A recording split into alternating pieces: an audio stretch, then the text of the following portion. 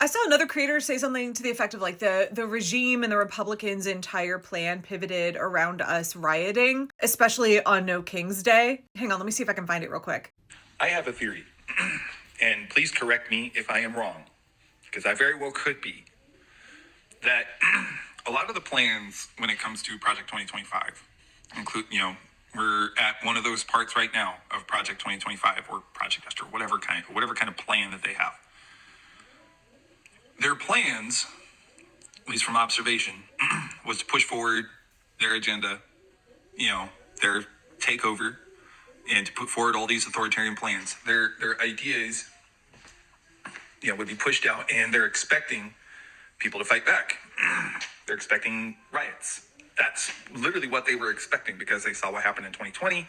They saw what happened in 2016. They saw all of these protests and all these riots, and they were under the assumption of thinking that if they pushed hard enough, that people would fight back.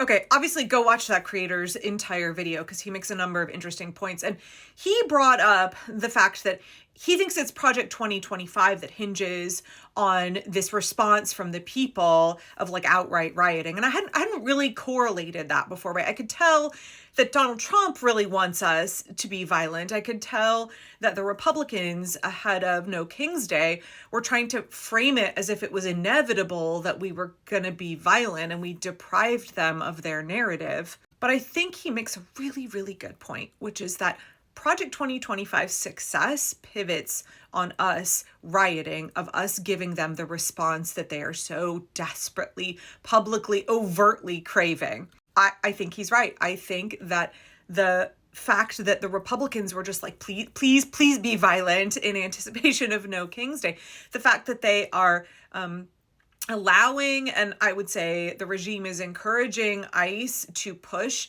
against, nonviolent protesters engaging in their protected free speech.